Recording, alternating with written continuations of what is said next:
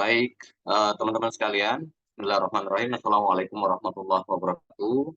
Selamat malam, salam sejahtera untuk kita semua. Jadi, pada kesempatan malam hari ini, seperti apa yang sudah saya janjikan kepada teman-teman sekalian, bahwa eh, kita akan mengadakan pertemuan pembahasan mengenai eh, pra-opening Zoom untuk pembahasan bimbel khususnya teman-teman P3K di dalam formasi arsiparis, yang kedua penata layanan operasional, yang ketiga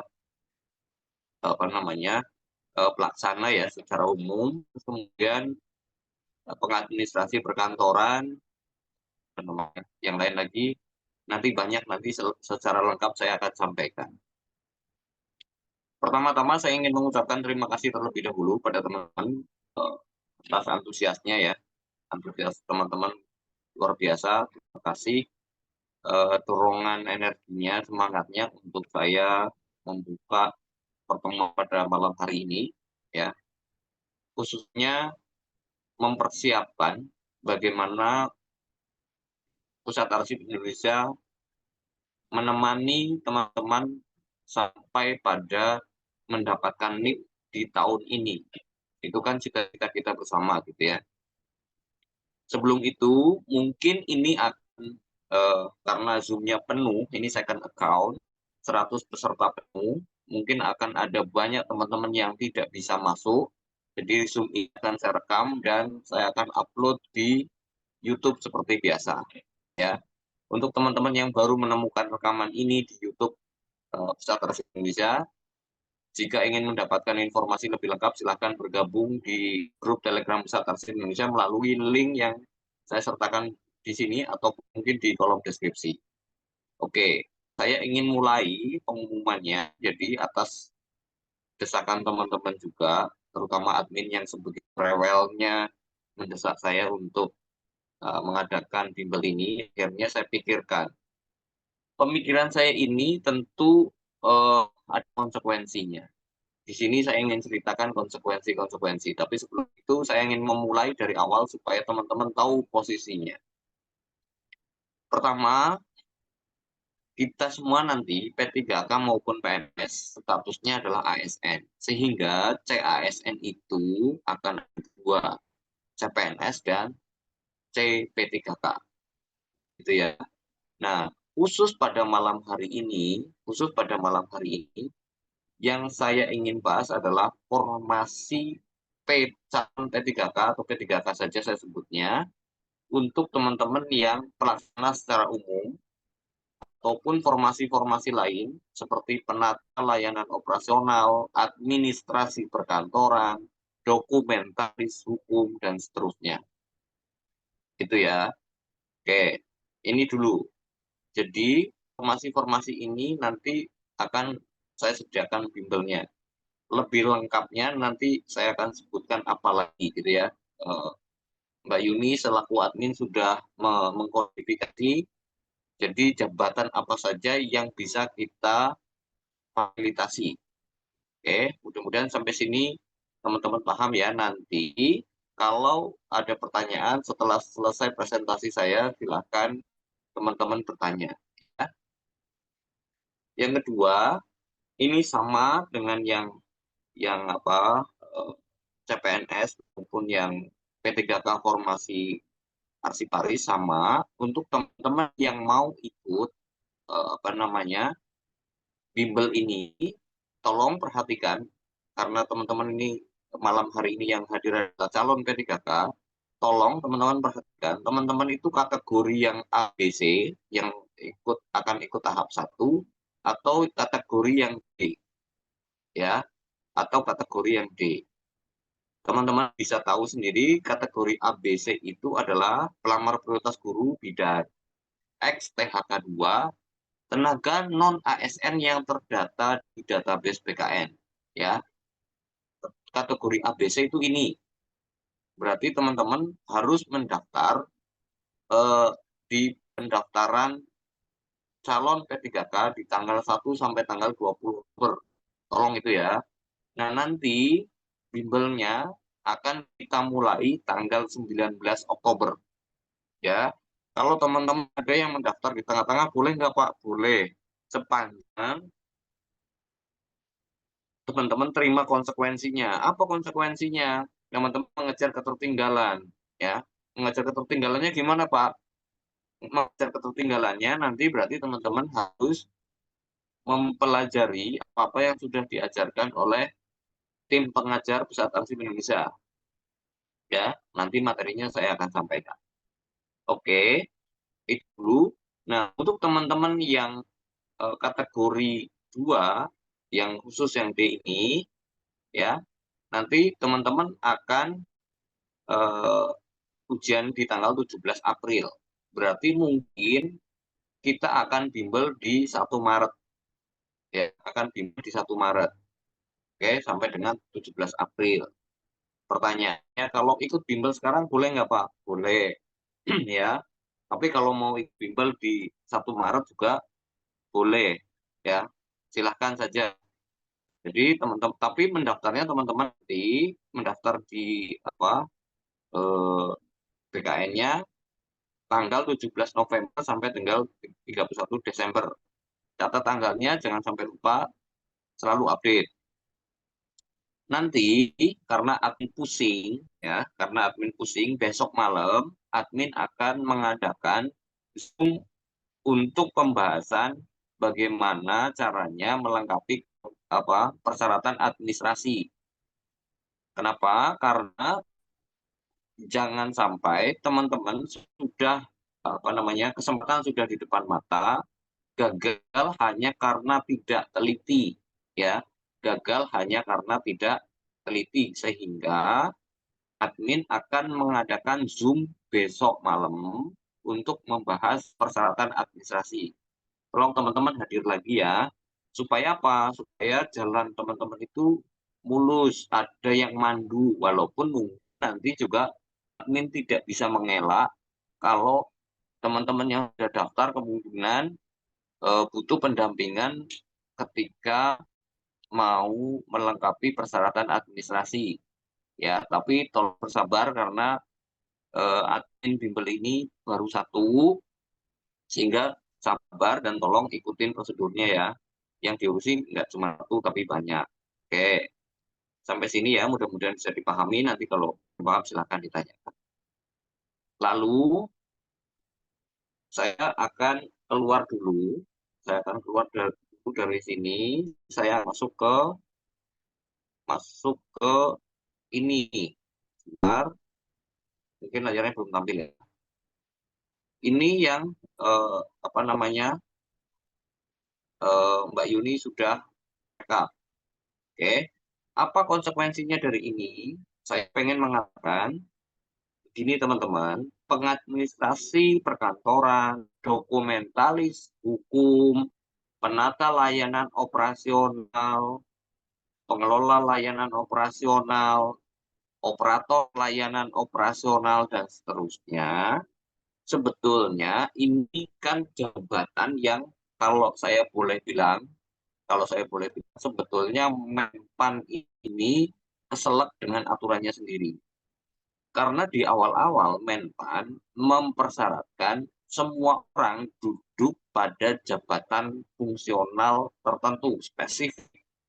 Kedudukan jabatannya jelas. Hanya kemudian karena kebijakan presiden, bahkan negara ya, artinya negara itu eksekutif dan legislatif bersepakat bahwa ASN itu harus ditertibkan datanya. Supaya apa? Supaya penganggarannya lebih mudah. Maka eh, dikebutlah eh, rekrutmen ASN dalam format P3K dan PNS. Sehingga sempat terjadi kebingungan, menurut saya ini, sempat terjadi kebingungan karena mereka sudah tidak bisa menyebutkan lagi staf umum atau fungsional umum, sehingga teman-teman dikasih jabatan semacam ini. Ini kan kalau dalam sebutan dulu ini namanya sebutannya staf aja atau fungsional umum gitu ya. Karena itu istilah itu tidak boleh digunakan lagi, maka teman-teman dikasih jabatan ini. Oke. Apa hubungannya penjelasan itu, Pak? Penjelasan itu hubungannya dengan ini, uraian jabatan. Uraian jabatan ini akan mempersyaratkan kompetensi teknis teman-teman, ya. Kompetensi teknis ini hubungannya dengan tes yang akan teman-teman hadapi. Oke, berarti untuk P3K akan ada dua tes ini jika tidak ada perubahan. Tes yang akan dihadapi apa? Tes kemampuan teknis dan mansotuan. Oke. Pada tahun sebelumnya, bimbel PAI kan hanya memberikan tes kemampuan teknis. Kenapa? Karena sangat spesifik. Sementara dengan adanya formasi ini, setelah saya telisik kemana-mana, ternyata sebagian dari formasi ini eh, kompetensi teknisnya adalah kompetensi kearsipan secara umum, misalnya apa namanya, mengelola surat, mencatat surat dan seterusnya, yang itu adalah kemampuan arsiparis tingkat terampil, ya, arsiparis tingkat terampil, kemudian ditambahkan pengetahuan-pengetahuan lain yang dibutuhkan oleh instansinya. Sebagai contoh di sini, untuk Kementerian ATR BPN misalnya, ini ditambahkan di sini, ada pelayanan publiknya, customer service, segala macam ini ya, tambahan-tambahannya.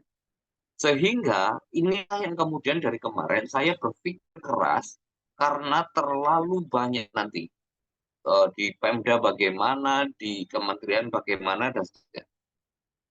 Nah, karena ada satu kesamaan, yaitu kemampuan yang dipersyaratkan kepada teman-teman adalah melakukan pengadministrasian, yang sebagian kegiatan pengadministrasian adalah eh, melakukan pengelolaan arsip, khususnya arsip dinamis, ya, khususnya arsip dinamis, maka saya mengambil kebijakan gini. Oke, mungkin saya tim PAI tidak bisa menservis full kemampuan teknisnya, ya, karena terlalu luas. Tapi kita akan upayakan semaksimal mungkin untuk dampingi teman-teman.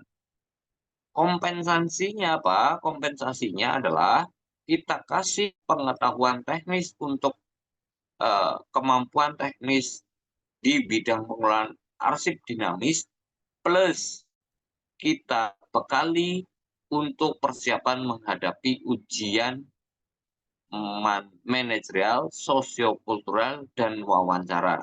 Jadi, untuk teman-teman P3K tahun ini, yang kita berikan fasilitasnya adalah kemampuan teknis plus manfaat. Ya, bisa dipahami ya. Ini sebagai kompensasinya. Oke, nih coba teman-teman lihat. Menerima surat, mencatat pada buku agenda, dan seterusnya. Ini adalah apa? Ini adalah kemampuan yang harus dimiliki oleh siapa? Arsiparis terampil, ya, atau arsiparis pelaksana, gitu ya. Ini adalah kemampuan di bidang kearsipan, sehingga saya berani membuka bimbel ini. Jadi, jika teman-teman setuju dan menyetujui apa yang akan kami berikan fasilitasnya, silahkan daftar di bimbel PAI dengan fasilitas yang tadi saya sebutkan. Kemampuan dalam hal kemampuan teknis di bidang kearsipan plus mansoswan. Kenapa dikasih mansoswan? Supaya jika ada kurang-kurangnya di teknis, kita bisa bantu di mansoswan. Sehingga nilai teman-teman itu akan unggul jika dilakukan perankingan. Pertanyaan lanjutan, saya menduga teman-teman akan tanya, Pak, kalau seperti itu, apakah nanti kita apakah nanti kita akan diapakan? Selalu dikalahkan dengan XTHK2. Menurut saya, karena ketentuan yang tertulis, ini kan baca ketentuan tertulis saja kan, sepanjang kategori A, B, dan C, tafsirnya tidak lain dan tidak bukan, maka A, B, dan C perenggingan. Gitu, kecuali nanti ada diktum khusus yang mengatur lebih lanjut. Itu ya teman-teman ya. Sampai sini mudah-mudahan bisa dipahami.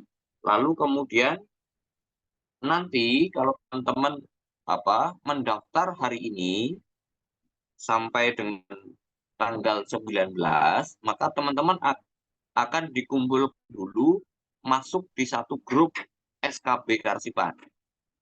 Itu isinya CPNS dan CP3K. Begitu tanggal 19 kita kick off meeting, kelasnya kita bagi dua. Kelas CPNS dan kelas P3K. Jadi kalau teman-teman yang mendaftar hari ini masih di kelas P3K, masih di kelas SKB Karsipan, teman-teman jangan panik. Nanti kita akan bagi dua. Kenapa dibagi dua? Karena materinya berbeda. Ya, kebutuhan teman-teman dengan yang P3K dengan yang mau daftar CPNS formasi kearsipan, formasi arsiparis, sorry, teman-teman kebutuhannya berbeda sehingga nanti grupnya dipisah, tapi sementara digabung dulu ya, supaya kita tidak terlalu pusing menampungnya. Oke, nah mungkin dari teman-teman ada yang baru gabung nih di Zoom atau di grup PAI lalu kemudian bingung. Itu Pak, kok banyak alumni yang banyak alumni yang tidak lolos tapi kok masih minta bimbel di PAI.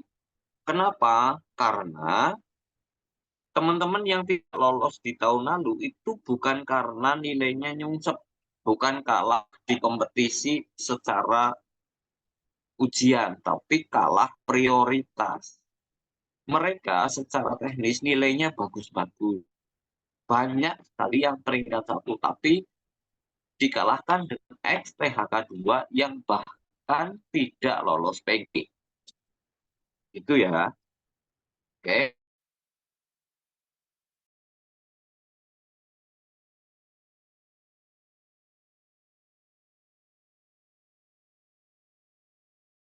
Teman, suara saya masih jelas ya? Tes, suara saya oke? Aman? Aman, Pak. Oke. Sementara tahun ini, teman-teman bisa berkompetisi secara fair dalam ruang lingkup yang tertutup. Karena memang semuanya sudah khusus nih. Formasinya sudah formasi khusus. Nah, itu ya. Sehingga saya berani klaim kalau kompetisinya fair, maka saya menggunakan track record yang kompetisi fair. Nih, kompetisi fair kayak gini, track record kita. Ya, bimbel ini adalah bimbel yang terbaik. Bahkan yang tidak lulus pun sebetulnya adalah teman-teman dengan nilai skor tertinggi. Itu banyak banget setiap hari, setiap sesi.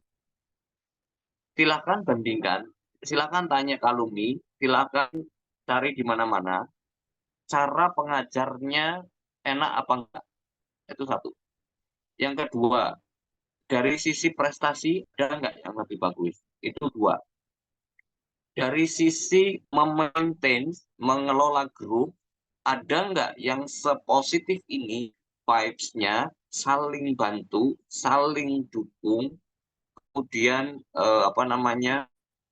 sangat nuansanya sangat kekeluargaan. Itu mengapa teman-teman yang alumni pun masih pengen ikut, ya, masih pengen ikut walaupun tahun lalu rezekinya belum beruntung. Dengan harapan tahun ini teman-teman semuanya bisa mendapatkan NIP kan gitu. Ya, itu dari sisi track record. Artinya saya pengen ngomong begini. Biaya yang teman-teman investasikan untuk mengikuti bimbel jika dibandingkan dengan profit yang akan atau manfaat yang akan teman-teman dapat itu jomplang sekali. Investasinya kecil, manfaatnya besar, menurut saya begitu. Dan usaha teman-teman belajar itu hanya sekitar 1,5 bulan. Tapi teman-teman menikmatinya jauh lebih panjang. Itu kan cara pikir investor tuh. Cara pikir investor adalah menahan sebentar apa yang menjadi tujuannya itu, menahan semua hasrat hari ini supaya tujuan atau cita-citanya di masa yang akan datang bisa tercapai dan dinikmati lebih lama. Itu cara mikir investor, ya. Saya bisa ngomong gitu karena saya ngajar kelas saham. Oke. Nah, artinya cost and benefit-nya terlalu menurut saya agak jomplang lah sebetulnya. Nah, dengan track record seperti itu saya pengen apa? Menyampaikan ini kepada teman-teman, ya, menyampaikan ini. Oke, saya sampaikan ini untuk teman-teman yang mau daftar besok, ya, lupakan lupakan soal SKD. Kalau teman-teman nggak lolos admin, amit-amit nggak lolos administrasi, tapi teman-teman sudah daftar bimbel, saya refund 100%. Amit-amit ya, jangan sampai. Makanya Yuni saya wanti-wanti tolong temenin apa peserta untuk bisa melengkapi persyaratan administrasi karena sudah di depan mata. Sayang kalau sampai ini lewat. Oke. Yang kedua, untuk teman-teman yang sudah mendaftar di early bird yang 500 atau karena early bird-nya sekarang sudah tidak ada, teman-teman yang mendaftar baru-baru dengan 600.000, teman-teman eh, tidak mendapatkan garansi. Oke, tapi kalau pengen dapat garansi boleh saja. Yang sudah mendaftar sekian tinggal menambahkan. Misalnya ya, pengen dapat garansi 50%.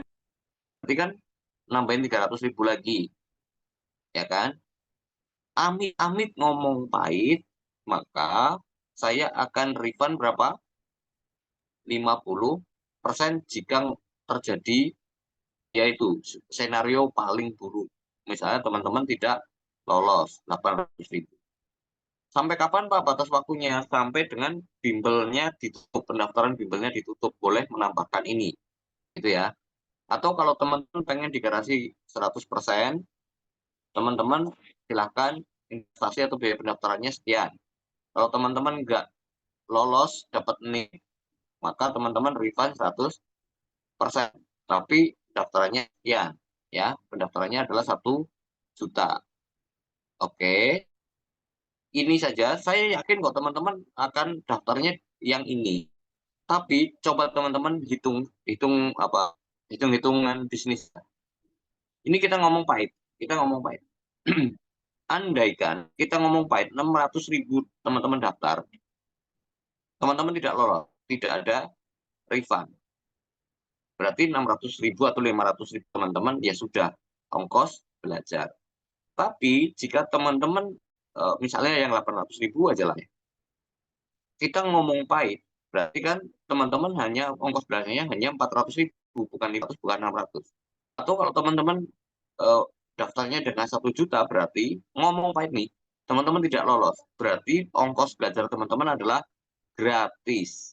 Ya kan? Karena 100% di refund. Nah, ini kan profil teman-teman kan berbeda-beda. Saya tidak mau memaksakan teman-teman harus mendaftar di yang berapa. Itu opsional, pilihan, bebas. Teman-teman bebas memilih yang mana. Itu ya. Saya persilahkan teman-teman untuk memilih. Tapi mode minimumnya, kelas basicnya adalah 600.000. Oke. Nah, untuk yang teman-teman yang mau ke sini, silakan transfernya hanya boleh ke BSI ya. Selebihnya, kategori yang di atas, mohon teman-teman transfernya ke BCA. Yang rekening yang BCA yang biasanya itu. Oke. Hanya nomor ini ya. Kalau ada nomor lain, itu bukan nomor rekening saya. Ya. Selain nomor rekening ini, bukan nomor rekening saya. Oke. Teman-teman, walaupun sudah transfer, tetap tidak akan masuk ke grup bimbel. Tolong diperhatikan ini. Jadi harus transfernya ke 2 nomor rekening ini. ya. Sampai situ caranya gabung ke grup umum tadi ya. Kalau teman-teman yang baru menemukan ini di YouTube mungkin rekamannya, silakan gabung ke grup umum, lalu kemudian lihat tata cara pendaftarannya, transfer biaya pendaftarannya, konfirmasi ke saya, atau konfirmasi ke admin. Nah, ini diutamakan konfirmasinya ke admin. Barulah kemudian sama admin atau sama saya akan di-invite untuk bergabung ke grup bimbel dan channelnya. Itu ya. Soal fasilitas sama seperti tahun sebelumnya, Zoom pembelajaran, ya. Zoom pembelajaran nanti secara terjadwal, jadi pembelajarannya bukan hanya teknis, tapi juga mahasiswa sekali lagi, ya, fasilitasnya itu. Yang kedua, ada video rekaman, seperti halnya hari ini. Jadi teman-teman tolong dibiasakan ya, setelah Zoom, nanti teman-teman akan diberikan video rekamannya, ya. Dan ingat, tidak boleh nge-share video atau apapun materi yang dibagikan oleh bimbel ke orang yang tidak berhak, gitu ya. Hanya untuk kalangan terbatas, artinya hanya untuk teman-teman yang ikutan bimbel. Yang selanjutnya adalah latihan soal. Seperti biasa, latihan soal akan diberikan kepada teman-teman setelah materi. Ya, jadi kalau tryout ya teman-teman ya pokoknya itu. Lalu kemudian grup diskusi.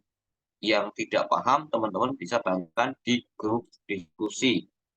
Every time, kapanpun boleh tanya. Cuman jawabnya terbatas. Jawabnya di jam 8 sampai jam 10 karena jam pembelajaran kita jam 8 sampai jam 10 setiap hari. Ingat, setiap hari. Tanyanya kapan? Boleh jam berapapun. Misalnya teman-teman belajarnya subuh dari video rekaman. Boleh. Tanya subuh itu juga. Boleh. Tapi dijawabnya jam 8 malam sampai jam 10 malam. Itu ya.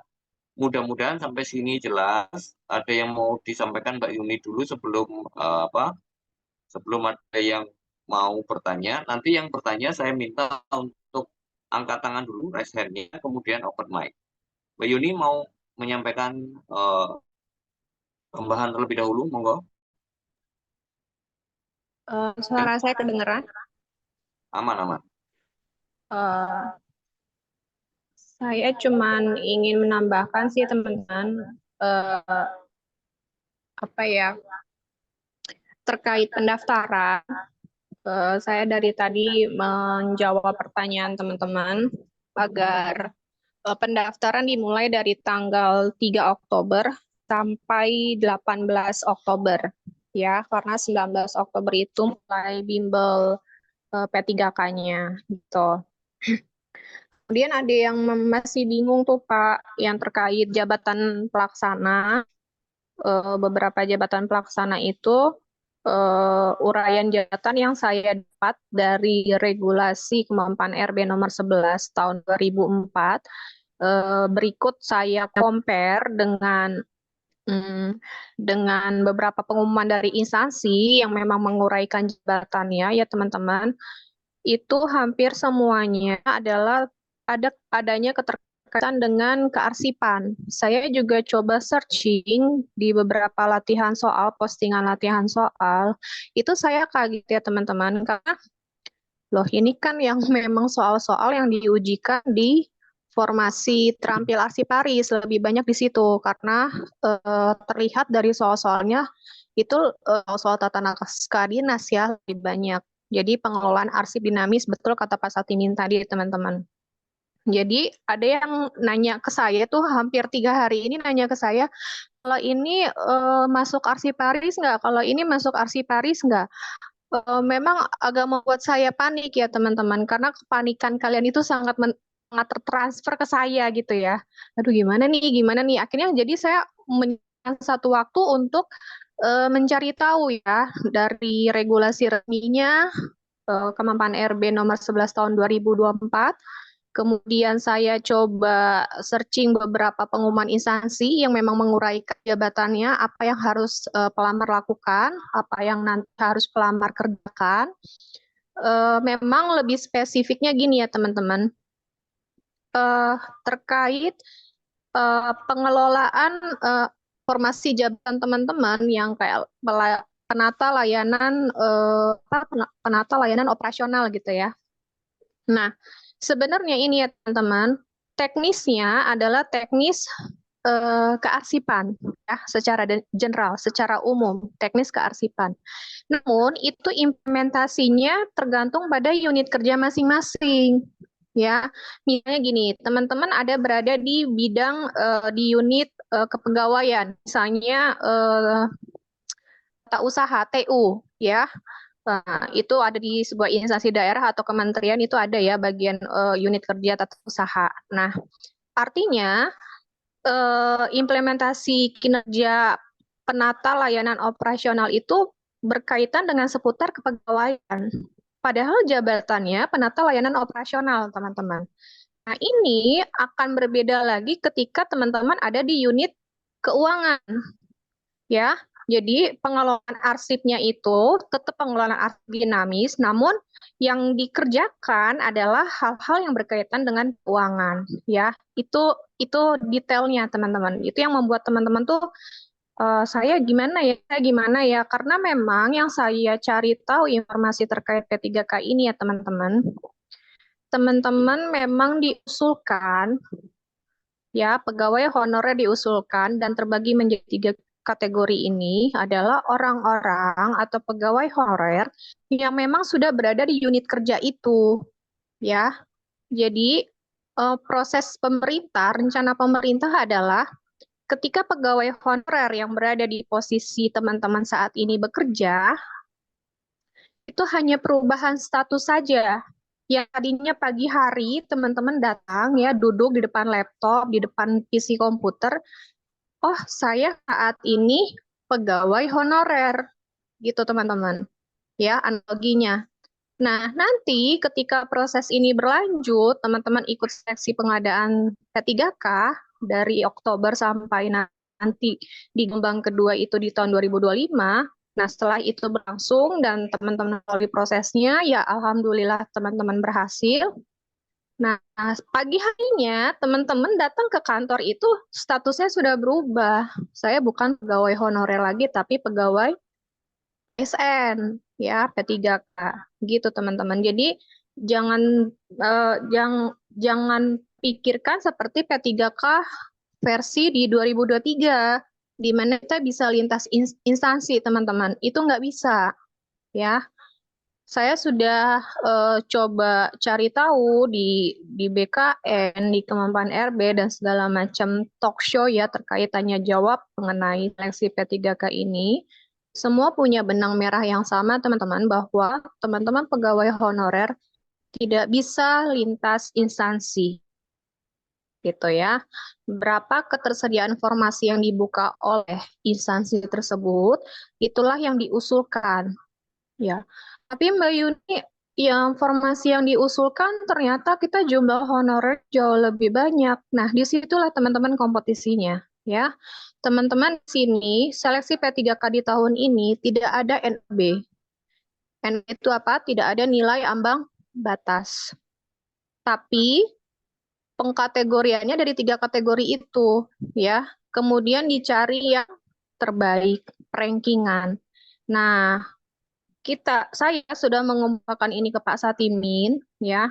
Pak, tahun ini P3K tidak ada NAB, saya bilang.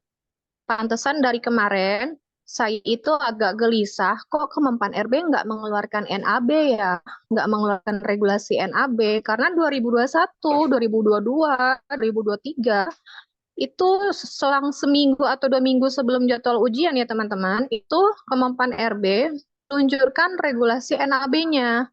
Bahkan saya tanya ke teman saya yang ada di BKN, kok belum muncul ya regulasi NAB-nya. Saya juga mulai menghantui IG-IG resminya para instansi pemangku seleksi ini ya teman-teman. Saya diam-diam, Min, gimana nih nggak ada regulasi NAB-nya? Ternyata setelah saya cari tahu ya teman-teman, pengadaan seleksi P3K tahun ini tidak ada NAB. Itu kesimpulannya, ya. Jadi teman-teman benar-benar berjuang dengan skornya, ya. Jadilah yang terbaik. Itulah apa kebijakan mungkin yang diambil oleh pemerintah ya teman-teman, agar P3K ini tidak terbebani dengan standar skor yang jelimet ya, di mana waktu tahun 2021 itu banyak banyak yang tidak lolos secara massal ya karena NAB itu gitu. Nah, ini pemerintah memberikan peluasaan kepada P3K. Yang penting adalah satu, mendaftar, lolos seleksi administrasi, ketiga adalah ikut ujiannya ya. Jadi sebelum proses ujian ini saya mohon banget kepada teman-teman, saya sudah merapihkan mood saya karena ada teman-teman CPNS kemarin itu ada yang TMS dan TMS-nya itu membuat saya emosi. Kenapa?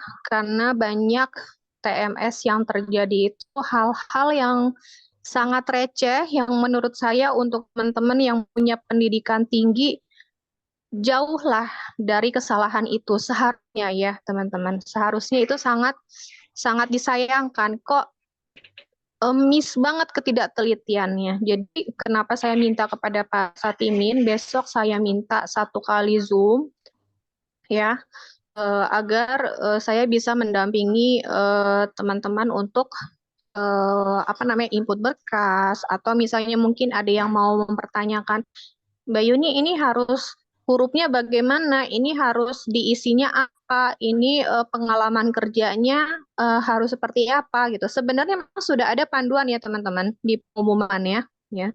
Tapi terkadang waktu tahun kemarin ya sudah diisi pengalaman kerjanya ya. Ternyata ada tulisan kecil di bawahnya yang tidak terlihat, yang terabaikan oleh salah satu pelamar, diminta kalau nggak salah diminta itu minimal 3 ya, 3 pengalaman kerja yang relevan dengan formasi jabatan yang dilamar. 3 saja. Dia isi itu kalau nggak salah ada 7 atau 8 ya, kalau nggak salah ingat 7 atau 8. Namun hanya 2 yang relevan dengan arsiparis. Hanya 2 yang relevan dengan kearsipan. Dia ngisi 8. Dia dengan ngototnya gini, Mbak Yuni saya kan ngisinya 8, yang diminta kan minimal 3. Tak baca lagi gitu ya. Ya pantes kamu TMS. Ini ya 8 kamu isi, 6 diantaranya kamu membahas kinerja kamu keuangan. Nggak ada relevansinya dengan kearsipan. Hanya 2 yang berkenaan dengan kearsipan. Walaupun kamu isi 8, yang 2 doang yang relevan, sedangkan yang diminta minimal 3. Gue bilang itu. Nah, setelah aku zoom berkasnya dia, kamu baca nggak tulisan kecil di bawah ini? Oh iya Mbak, aku nggak baca. Ya, jadi hal-hal yang seperti itu teman-teman, satu, membuat saya emosi, walaupun itu bukan hidup saya, bukan masa depan saya, tapi saya cukup emosi untuk hal-hal receh, hal-hal sepele yang teman-teman abaikan itu hingga akhirnya membuat TMS, terus teman-teman nangis ke saya, ngadu ke saya, ngadu nasib ke saya, tuh saya bisa apa? Ya, nggak bisa apa-apa, cuman dengerin doang, walaupun nanti ujung-ujungnya habis nelfon, aku mangkel, aku gremeng, aku yang ngadu saat Timin saya gangguin ini Pak Anas si A si B si C aku kesel gini gini gini gini ya Pak Satimin udah panas kupingnya dengerin kayak gitu karena saya ungkapin kekesalan saya teman-teman jadi gitu ya ada tadi beberapa yang sudah nanya saya kemudian yang kedua Pak ada dari beberapa pelamar ini sebenarnya bingung karena formasi yang dibutuhkan itu untuk yang arsiparis sedikit. Kemudian formasi yang dibutuhkan untuk beberapa jabatan pelaksana ini cukup banyak, gitu. Terus yang jadi kebingungannya itu Pak Timin adalah karena formasinya sedikit, saya ngambil arsiparis kah atau saya ngambil jabatan pelaksana?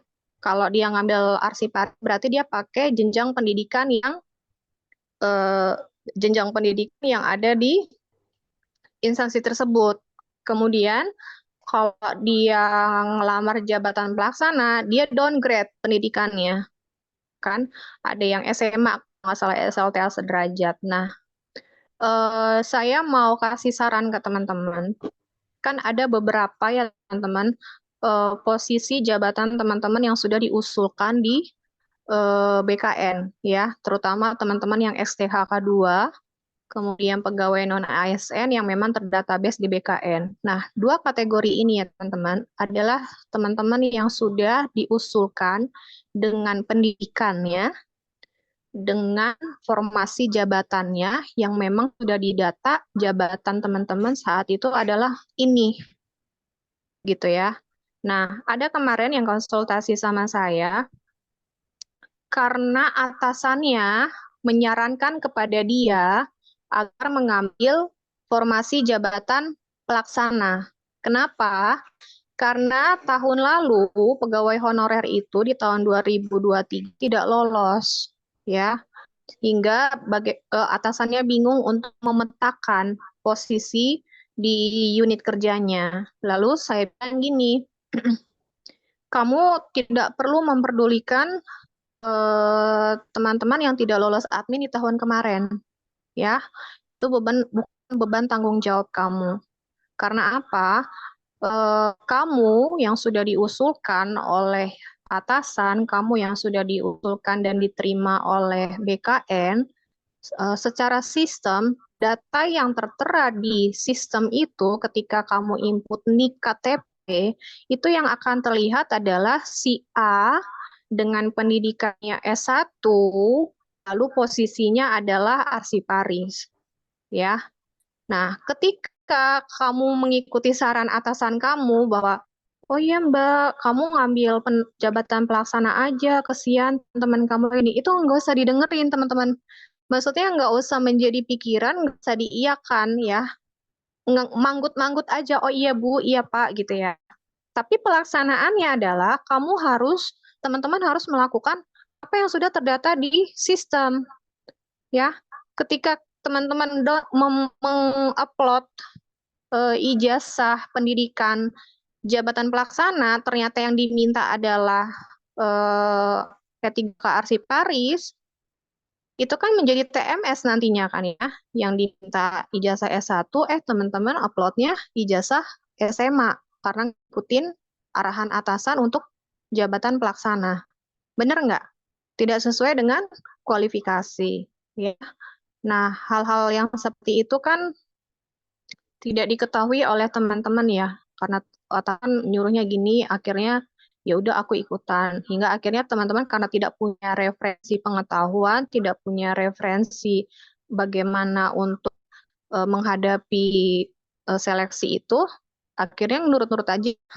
Nggak lama pengumuman TMS, tidak lolos seleksi admin, terjebak oleh perintah atasan. Gitu ya teman-teman ya. Ini khusus untuk teman-teman yang memang terdata di database BKN untuk XTHK2 dan pegawai non-ASN yang terdatabase di BKN kategori 1 dan kategori 2 ya.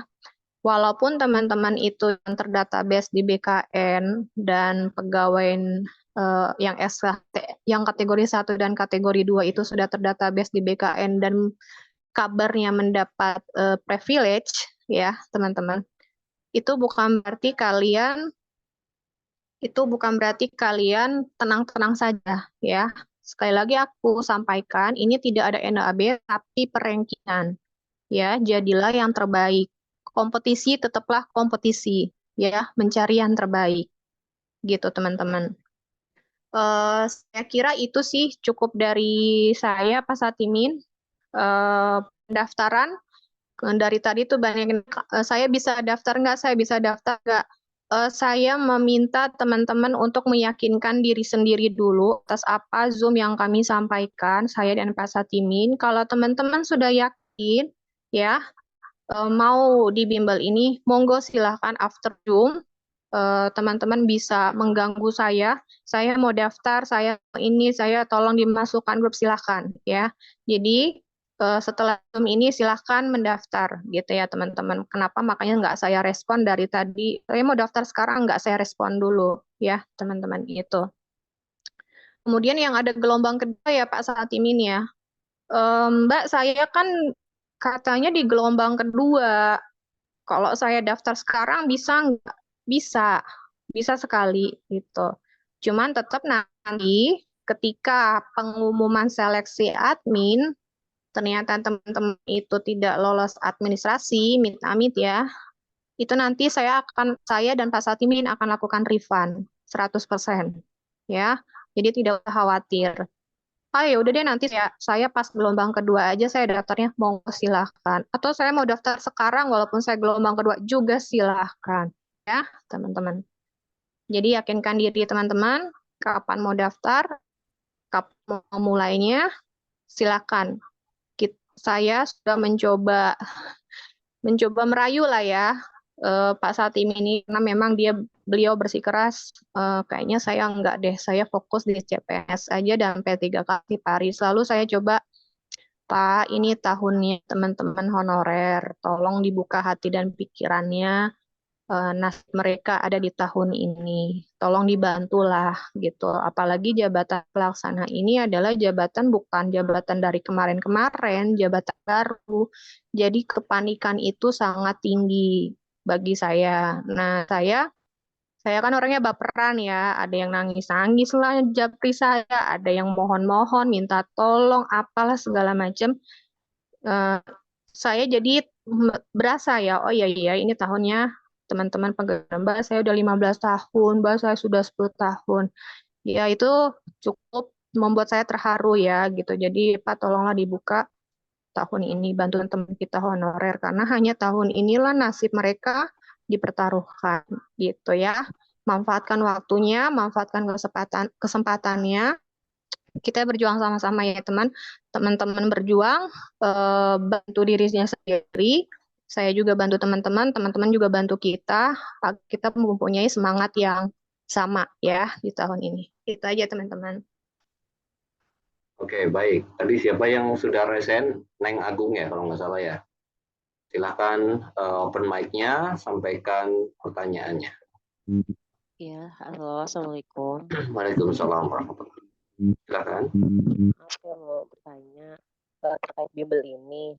Saya kan di jabatan pelaksana penata layanan operasional ya. Baik. Nanti bimbelnya kan yang didapat itu arsiparis, yang dasarnya ya.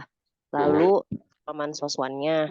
Tapi nanti ada sekilas-sekilas nggak sih Pak bahas materi yang lain kayak pelayanan publiknya gitu atau yang lainnya gitu Pak yang terkait untuk eh, jabatan itu gitu Pak. Emang udah fokus sama arsiparisnya dulu aja di sini sama Mansoswa nanti yang materi lainnya kita belajar sendiri gitu baca baca sendiri atau gimana ya Pak atau ada sekilas kita bakal bahas bareng-bareng untuk materi yang lainnya selain arsipnya itu seperti Iya. Iya, terima kasih. Jadi pertama, kalau teman-teman alumni yang pernah ikut, itu saya selalu menjanjikan mode minimum. Ya, walaupun prakteknya itu saya selalu memberikan mode lebih dari yang saya janjikan. Nah, kenapa kok begitu? Karena saya khawatir nanti kalau saya janjikan yang macam-macam, ini kan unit kerja itu kan banyak banget. Misalnya satu kabupaten itu ada 33 OPD. Paham ya? 33 OPD itu bagiannya kalau 33 misalnya dibagi setiap OPD itu ada 4 berarti ada 120 OPD. Oke, 120 unit kerja. Kalau 120 unit kerja di daerah plus kementerian yang jumlahnya ratusan, maka hitung sederhananya akan ada 220 kemungkinan. Ya. Kalau 220 kemungkinan mereka minta masing-masing spesifik, mau sehari sekali Zoom pun tidak akan cukup waktunya. Ya kan? Bahkan dimulai dari detik ini pun tidak cukup. Sehingga yang bisa saya janjikan ke teman-teman yang paling masuk akal adalah dua mode tadi. Mode kearsipan secara umum dari sisi pengelolaan arsip dinamis, ya karena itu memang kemampuan teknis yang tertera, tertulis, lalu kemudian mansoswan. Kan gitu. Itu paling masuk akal. Mungkin nggak Pak kami diberikan tambahan? Mungkin, tapi tidak mungkin 220 jenis jabatan. 220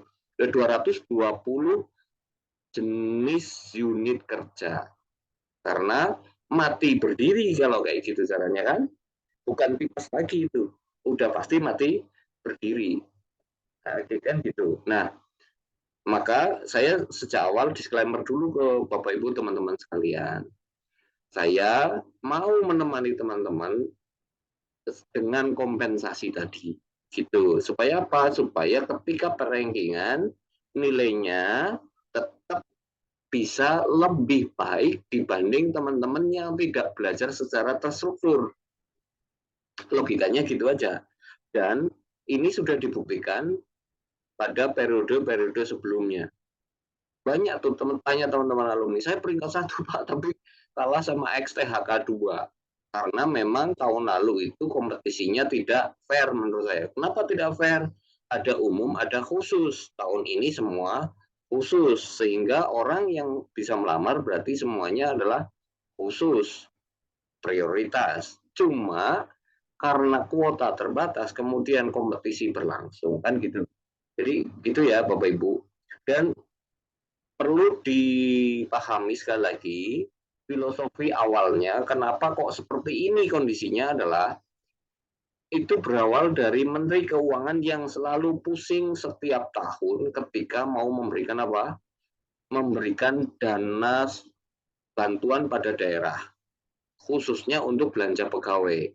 Karena datanya tidak jelas, ya, karena datanya tidak jelas dari daerah, sementara pimpinan kepala daerah itu selalu tersandra oleh janji politik, sehingga pemerintah pusat akhirnya mengambil langkah untuk oke, kita bakukan, yang kita bantu adalah yang punya NIP gitu. Sehingga inilah proses penertiban administrasi terutama belanja pegawai untuk khususnya untuk pemerintah daerah gitu ya. Jadi di daerah nanti akan ada keterbatasan anggaran untuk membayar, sehingga teman-teman harus serius dalam menjalani ujian berkompetisi. Itu harus serius. Supaya apa? Supaya teman-teman itu masuk di dalam pegawai yang menjadi belanja wajib pemerintah gitu ya. Itu aja dulu. Oke. Saya persilahkan selanjutnya Dani Ramadan. Nanti kalau belum jelas boleh tanya lagi. Silakan. Terima kasih. Ya.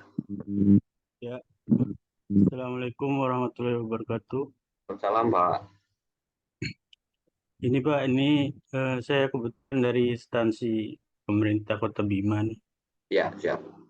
Dan untuk yang formasi untuk yang S1 semua ini rata semua untuk penata layanan operasional. Ya. Nanti mau tanya untuk apakah ada korelasinya dengan apa yang akan kita pelajari di bimbel ini Pak, dengan apa yang formasi yang tersedia untuk satu. Ya. Itu aja. Iya, itu aja Pak. Kasih. Baik. Mungkin Pak Dani Ramadan ya. Mungkin telat gabung ya. Telat gabungnya mungkin ya. Jadi tadi sudah kita sampaikan bahwa penata layanan operasional itu ada dua irisan. Irisan pertama, kemampuan teknisnya adalah kemampuan teknis kearsipan, itu harus paham secara umum. Yang kedua, irisan yang kedua adalah kemampuan terhadap pekerjaan yang berkaitan dengan instansi atau bahkan unit kerja. Misalnya ditempatkannya di kepegawaian, berarti harus ngerti bagaimana mengelola arsip kepegawaian dan bagaimana administrasi kepegawaian berjalan. Oke, itu untuk satu kasus. Nah, sementara unit kerja itu tadi ada berapa? Ada banyak, ada ratusan. Nah, sehingga kita ngambil posisinya yang kearsipan kita akan bantu, sementara yang irisan yang kedua, misalnya kepegawaian lah, perencanaan lah, pengadaan barang jasa lah, dan seterusnya itu, saya belum berani janjikan. Tapi kompensasinya kita berikan mansoswan. Kalau nanti kita cukup waktu, mungkin kita akan berikan ulasannya, ya, ulasannya, gitu ya, Pak Dhani Ramadan ya. Jadi, tapi saya belum bisa janjikan yang di bagian itu karena terlalu luas, terlalu banyak. Kalau saya misalnya berikan analis kebijakan, kepegawaian, keuangan, nanti bagaimana yang peran tahu. Nanti ketika teman-teman iri, mati berdiri nih pengajar. Mati berdiri dalam arti dihitung waktunya tetap tidak cukup. Kalau ditanya apakah ada relevansinya? Yes, ada. Ini yang akan saya share ini. Sebentar supaya dipahami bareng lagi. Kayak gini nih, ya. Ini kan ada uraian jabatan di sini nih. Ya, uraian jabatannya di sini. Ini nanti akan sangat bergantung urut apa yang keduanya itu sangat bergantung pada unit kerja teman-teman nih. Tapi yang menu paling atas ini tetap harus ngerti, tetap harus paham, ya. Yang sebagian yang bawah itu, yang bawah itu maksudnya kemampuan teknis tadi ada administrasi perkantorannya dapat, arsipnya dapat, terus kemudian kepegawaian, pengadaan barang jasa, pranata humas, dan banyak lagi jabatan fungsional itu adalah tambahan yang kita tidak bisa janjikan. Kalau tanya ada nggak relevansinya? Yes, ada. Cuman memang kita tidak bisa bantu 100%, sehingga saya berikan kompensasi. Ya, kompensasi ini hanya berlaku di tahun ini, di tahun lalu tidak diberikan. Gitu. Bisa dipahami, Pak Ahmad Ramadan? Pak Dhani, sorry. Berarti ada ya Pak ya. Sesuai dengan unit kerjanya berarti Pak ya. Iya, tapi ada yang umumnya ya. Yang umumnya adalah yang ini nih, bagian atas. Iya. Yang umumnya itu yang kita berikan. Yang kita pelajari di Bimbelnya. Ya. Pak Satimin. Ya, plus mansoswan. Siap. Oke, Pak Satimin. Bisa ya. Terima kasih. Ya, ada yang lain? Tadi siapa yang? Ya. Teman yang lain silakan. Siapa tadi yang resen? Bentar, yang resen lagi tadi siapa? Silakan open mic-nya yang resen lagi. Bentar saya scroll. Oke, Ngopi Channel, sebutkan namanya. Silakan open mic-nya.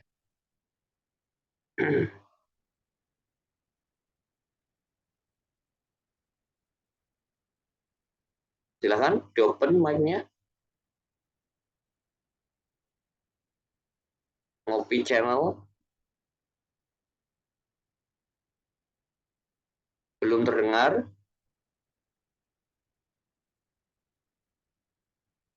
Yang chat tunggu dulu ya. Ya oke. Sambil menunggu kesiapan open mic, saya bacakan dulu dari gadis atau janda. Oke ya. Mbak Gadis bertanya, apakah ada prediksi kisi-kisi dari Menpan RB akan keluar nanti? Yes. Itu bagian dari apa? Bagian dari latihan soal kita. Itu. Jadi kita akan berikan materi plus latihan soal. Tapi tolong, ini catatan nih, ini dari tahun ke tahun diulang-ulang nih. Pak, kisi-kisi Menpan begini, kenapa Bapak bertahan di situ? Oke, cara baca kisi-kisi adalah, kisi-kisi itu seringkali membingungkan untuk orang yang tidak belajar secara terstruktur. Kenapa? Karena kadang-kadang kisi-kisi menyebutkan sesuatu yang ruang lingkupnya sangat besar sekali. Sementara soal itu kan ruang lingkupnya spesifik, ya. Atau kadang-kadang kisi-kisi menyebutkan kisi-kisinya sangat spesifik, sehingga dia hanya berlaku untuk satu soal. Oke. Nah, sementara cara ngajar bimbelnya itu terstruktur, ada urutannya. Ya. Jadi saya sering kali bilang nanti kalau sudah di bimbel, saya sering kali bilang buang kisi-kisinya, buang latihan soal yang dari orang-orang yang kita tidak tahu siapa mereka, ya, kompetensinya kita pertanyakan, buang dulu, ya kan? Kita pakai struktur pembelajaran dulu, oke? Kalau sudah kalian mau perkaya materi, monggo, tapi jangan buru-buru teman-teman ribut dengan kisi-kisi, teman-teman ribut dengan latihan soal yang kita bahkan tidak tahu siapa yang bikin. Jangan-jangan yang bikin juga sama-sama orang bingung. Jadi kalian membingungkan orang bingung. Oke. Biasanya nih dari tahun ke tahun berulang nih. Biasanya saya dengan tegas mengatakan bakar saja latihan soal. Ya, untuk teman-teman alumni paham tuh.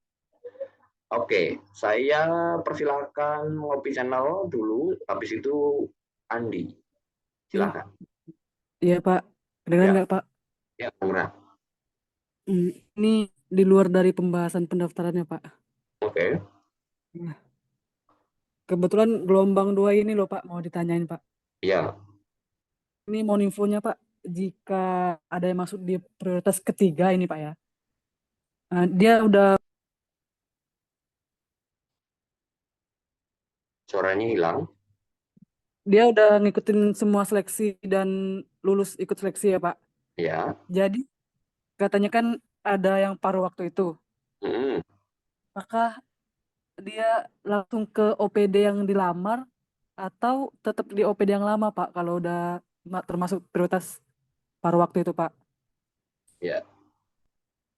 Itu aja Pak. Ini, ya baik. Jadi ini gini, saya baru bisa merespon dengan aturan lama, ya. Walaupun tadi saya sempat melihat di grup alumni yang sudah lolos, mungkin mau nolongin temennya atau apa ya, saya nggak tahu. Ditulis dengan sangat jelas, dia tidak boleh pindahkannya diperketat kayaknya. Tapi saya belum menemukan kebijakan Menpan ya, belum menemukan kebijakan Menpan yang mengatur secara spesifik. Saya hanya menemukan kebijakan Menpan yang berlaku di tahun lalu, yang artinya pelamar tidak boleh lintas instansi. Yang dimaksud instansi adalah kementerian, lembaga, dan pemerintah daerah. Artinya, kalau dalam kasus tadi Pak Dhani Ramadan ada di Kota Bima, maka dia tidak boleh nyebrang ke Kabupaten Bima. Ya. Nah, kemungkinan besar yang sekarang, yang hari ini, tapi saya belum baca ya, belum baca kebijakan teknis lebih lanjutnya, tapi logikanya memang akan diperketat, dipersempit maksudnya. Teman-teman terdaftar di BKN dengan kualifikasi itu, OPD-nya itu, maka teman-teman akan duduk di situ. Oke, tapi tolong dicek lagi, dikonsultasikan lagi ke PKD-nya. Kenapa? Karena kondisi APBD di setiap daerah berbeda-beda. Kenapa kok kondisi APBD di daerah berbeda-beda saya sampaikan? Karena daya bayarnya berbeda-beda. Berkaitan dengan apa? P3K paruh waktu. Ya, P3K paruh waktu itu terjadi kenapa? Karena memang kemampuan belanjanya di setiap daerah berbeda. Mungkin sama-sama NTB, tapi setiap provinsi berbeda. Kota Mataram dengan Kota Bima beda, gitu ya. Jadi tolong sebaiknya teman-teman jangan sungkan untuk nanya langsung ke BKD-nya. What should I do? Apa yang harus saya lakukan? Langsung tanyakan ke BKD-nya. Itu sejauh ini yang bisa saya respon. Mudah-mudahan membantu ya. Mudah-mudahan membantu. Cukup? Pak. Ya, oke. Pak Andi, monggo. Baik, izin Pak Guru Oke, dan monggo. Kak Yuni, izin bertanya mengenai kelas jabatan, Pak. Pak, Ya. bisa ditampilkan kolom Excel. jabatan pelaksana? Pelaksana yang ini, Yang pelaksana. yang Excel. yang jabatan operasional, Pak. Oke. Yang ada yang penata, pengelola, dan apa itu yang satu lagi operasional. Operator Nah, layanan. ya. Itu kan ada S1, ada D3, ada SLTA, Pak ya. Iya, betul. Nah, apa benar, Pak, kalau untuk jabatan SLTA yang itu operator layanan operasional itu merupakan kelas jabatan kelas 5 dan untuk yang pengelola layanan operasional untuk D3 itu kelas jabatannya kelas 6. Oke. Dan penata layanan operasional yang S1 itu atau D4 itu kelas jabatan 7. Iya. Dan satu lagi untuk jabatan fungsional itu masuk kategori kelas jabatan 8. Iya. Terus pertanyaan kedua, untuk kelas jabatan fungsional itu yang kelas 8 tadi, apakah ada bedanya untuk kelas jabatan fungsional yang khusus pendidikan S1 dan D3-nya itu apa ada bedanya, Pak? Iya. Nah, terus pertanyaan ketiga, Pak, satu lagi, jabatan fungsional itu apa kelebihan dan kekurangannya Baik. dibandingkan dengan jabatan pelaksana? Terima kasih, Oke. Pak. Baik, saya jawab dalam satu jawaban yang ringkas. Pertama, grade kelas jabatan yang tadi disampaikan itu masuk akal. Kenapa? Karena kualifikasinya berbeda. Kedua, kenapa fungsional itu grade-nya lebih tinggi dibanding yang ini? Karena yang tadi saya sampaikan bahwa sesungguhnya menurut saya ini adalah kata lain dari staf atau fungsional umum. Sementara fungsional tertentu, misalnya arsiparis, misalnya begitu ya, adalah kelas jabatan yang secara regulasi kemampuan teknisnya itu jelas spesifik. Sehingga asumsi dasar itu dia membutuhkan kualifikasi yang sangat jelas. Sementara ini kan kualifikasinya gaduh-gaduh. Ya, gaduh-gaduh itu dalam arti basic yang dibutuhkan adalah kemampuan basic, lalu kemudian daily activity, kemampuan rutin administrasi biasa. Ini asumsi ya, Pak ya. Jadi maksud saya gini, bahwa pada tataran teknis sampean lebih pinter dari siapapun yang Anda anggap atau dianggap dalam aturan itu lebih tinggi, itu persoalan lain. Tapi dari sisi regulasi, asumsi bahwa jabatan fungsional tertentu itu lebih tinggi karena ada uji kompetensinya. Ya. Sementara yang ini tidak ada uji kompetensinya nih. Kalian lolos tes ya sudah. Tapi kalau duduk di jabatan fungsional tertentu kalian harus lolos uji kompetensi nanti, gitu ya. Artinya ada standarnya. Kalau ada standarnya berarti harganya mudah ditentukan dan cenderung lebih tinggi. Kalau gambaran kasarnya gini, tukang sama arsitek itu seringkali pinter tukang ketika kerja. Tapi karena si arsitek punya sertifikasi sebagai seorang arsitek, maka bayarnya lebih mahal. Gitu aja. Apakah kerjanya arsitek lebih pintar dari tukang? Belum tentu. Tapi secara regulasi dia lebih mudah diukur. Gitu ya. Mudah-mudahan bisa menjawab. Asumsinya ini hanya dasar asumsi aja. Oke, Pak Andi, bisa dipahami ya? Jabatan pelaksana itu termasuk struktural.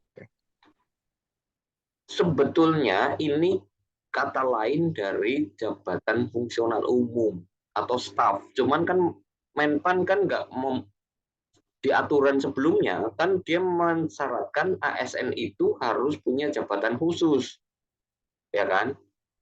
Nah, cuman kalau semua se-Indonesia mau dimasukkan ke jabatan khusus, ternyata mereka bingung. Kenapa bingung? Karena berarti semua orang harus memenuhi standar kompetensi. Kalau dipaksa memenuhi standar kompetensi, akhirnya terlalu banyak yang tidak lolos. Kalau terlalu banyak tidak lolos, maka sampai 2030 mungkin baru akan selesai. Itu sehingga diberikan keringanan. Keringanannya apa? Tidak ada NAB, satu bentuknya. Kedua, diberikan jabatan yang mixing gini. Ya udah, yang penting dia ngerti basic dasar itu. Nanti pada prakteknya akan disesuaikan dalam pekerjaannya masing-masing. Gitu kira-kira Pak. Paham nggak maksud saya? Iya, Pak. Ya. Ada Eh, lagi? fungsional fungsional untuk PNS dan P3K itu ada bedanya nggak, Pak? Nggak ada.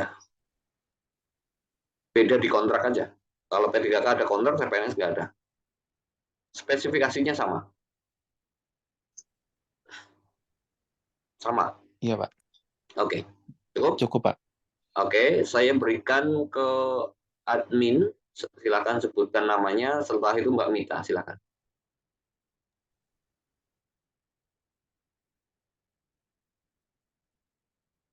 Yuk, open mic-nya yuk.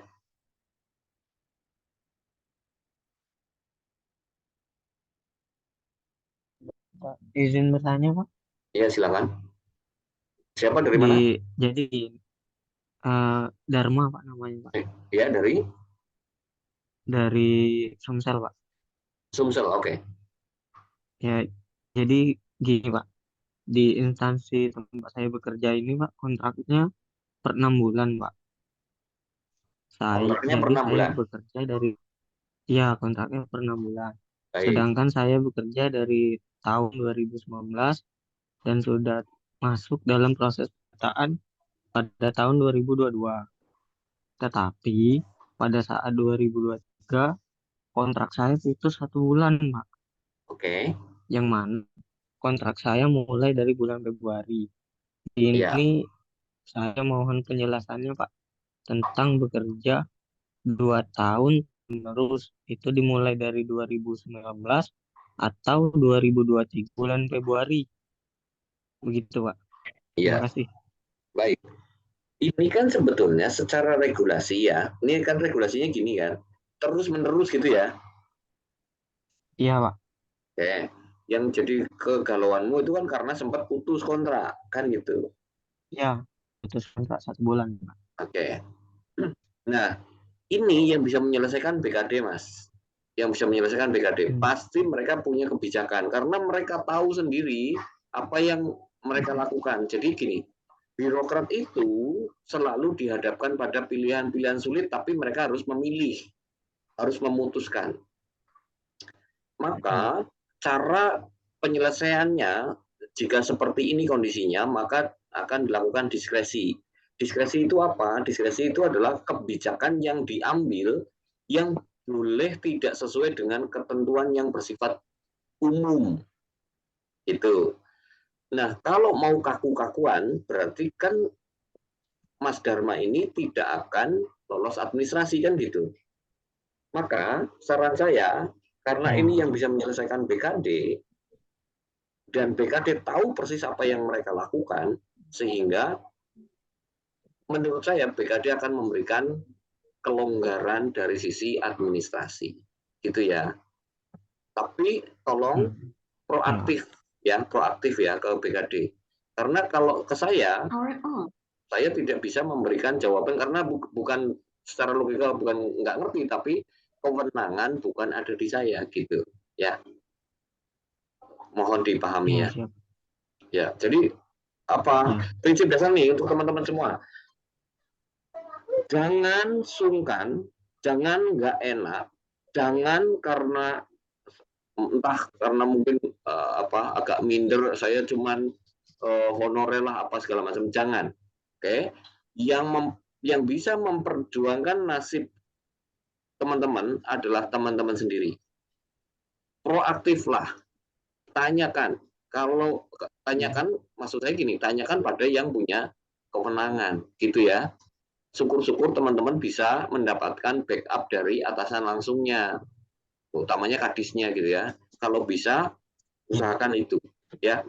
Jangan sungkan ya, tolong ya.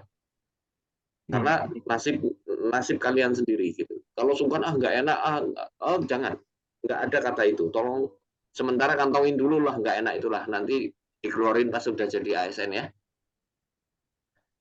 Iya. Oke, cukup ya. Saya berikan ke Mbak Mita. Silakan Mbak Mita. Ya, terima kasih Pak. Ya, sama-sama. Ya, selamat malam. Izin bertanya, Pak. Ya, Saya dari Garut. Kebetulan Garut. baru sekarang ya ada pembukaan P3K khususnya untuk instansi tingkat kelurahan. Oke. Nah, kebetulan kan di sini formasinya cuma ada satu. Saya lihat juga di regulasi yang sekarang itu nggak ada passing grade kan ya Pak ya, jadi hanya seleksi untuk berperingkat terbaik saja. Betul. Terus diberlakukannya juga berurutan, sedangkan saya itu nggak masuk ke kategori yang A, tapi saya posisinya ada di B gitu. Jadi Oke. meskipun saya nanti nilai tertinggi, apakah akan berpengaruh atau tidak atau gimana gitu? Soalnya masihnya hanya satu gitu, udah putus harapan kan berarti kalau satu ada yang THK 2 otomatis dia yang jadi prioritas apa gimana ya Pak ya baiknya? Oke. Terima kasih Pak. Ya, sama-sama Mbak Mita. Jadi saya menjawab secara regulasi aja ya. Undang-Undang Nomor 23 tahun 2023 tentang ASN. Ini saya baca regulasi saja. Bahwa teman-teman yang terdaftar pada database BKN, ini amanah undang-undang. Desember itu harus apa? Harus punya NIP. Cuman ternyata pemerintah tidak sanggup, maka dibukalah gelombang ketiga ini, exit door-nya, pintu daruratnya di sini nih. Oke, pertanyaannya, saya jadi prioritas atau tidak? Kalau menurut regulasi undang-undang dan keputusan Menpan itu, maka kompetisinya adalah ABC. Tidak ada nilai ambang batas dan rankingan. Berarti XTHK 2 dan non ASN yang terdata di database BKN itu kedudukannya sama, kecuali prioritas guru dan bidan ini mungkin tidak setara dengan XTHK 2 dan ASN yang terdata di database BKN. Jadi kompetisinya agak berbeda nih yang ini, karena ini yang A ini urgent banget. Jadi yang bertempur adalah B dan C nih. B dan C. Ini tafsirnya undang-undang ya, karena undang-undangnya bunyinya gitu. Silakan kalau nggak percaya baca undang-undangnya di pasal kalau nggak salah 66 ya, dibaca saja. Saya tidak bisa menyampaikan lain sesuai dengan yang ada di aturan. Gitu aja ya Mbak Mita ya, mudah-mudahan dipahami. Ya, ya makasih banyak. Maaf sebelumnya. Jadi meskipun begitu nanti untuk penilaian kan tertinggi ya, jadi masih ada harapan ya, untuk tenaga non ASN Iya. ya nanti berjuang THK gitu, gak otomatis yang THK karena dia ada di prioritas pertama, otomatis dia yang lulus meskipun nilainya nanti di bawah posisi saya yang ada di B. Ya. Ya, XTHK 2 dengan yang terdata di database BKN itu kompetisinya sama berarti. Oh gitu ya Pak ya. Kompetisinya sama kalau ngikutin amanah undang-undang ya. Oke. Ya, makasih Nah, Pak. makanya saya kasih senario ini. Saya ngomong pahit. Jadi saran saya kalau untuk Mbak Mita, silakan pilih yang ini atau yang ini, gitu ya. Kalau yang ini berarti ngomong pahit lah, ngomong pahit.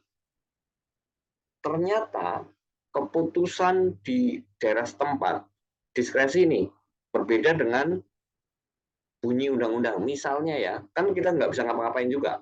Maka kalau misalnya pilih yang nomor 4 nih, nggak ada ruginya, minimal dari sisi belajar tidak rugi. Kenapa? Karena di refund 100%. Masuk akal nggak? Jadi jangan sampai kejeblos 2 kali lah. Kita ngomong pahit dulu lah ya, atau ngomong pahit aja dulu. Tapi kan kita nggak mau yang gitu kan. Kita maunya sudah belajar, sudah berusaha dengan maksimal, kompetisinya diperjuangkan betul, kemudian kita yang terbaik ya kita yang lolos kan gitu kan. Maunya kita kan gitu. Tapi jika ternyata entah ada permainan apa di bawah, maksudnya di bawah itu di level kabupaten. Saya kan tidak bisa ngomong-ngomong bupati ya kan. Nah, tidak bisa mendikte bupati lah intinya gitu ya. Ya udah, kita terima nasib, tapi dengan jaring pengaman dari sisi pembelajarannya, kalau saran saya, kalau saya jadi Mbak Mita, saya akan belajar gaspol dengan senario ini. Kenapa? Kalau saya gagal, minimal saya nggak kehilangan duit untuk belajar. Dan belajar tidak rugi. Ya rugi waktu lah, gitu kan.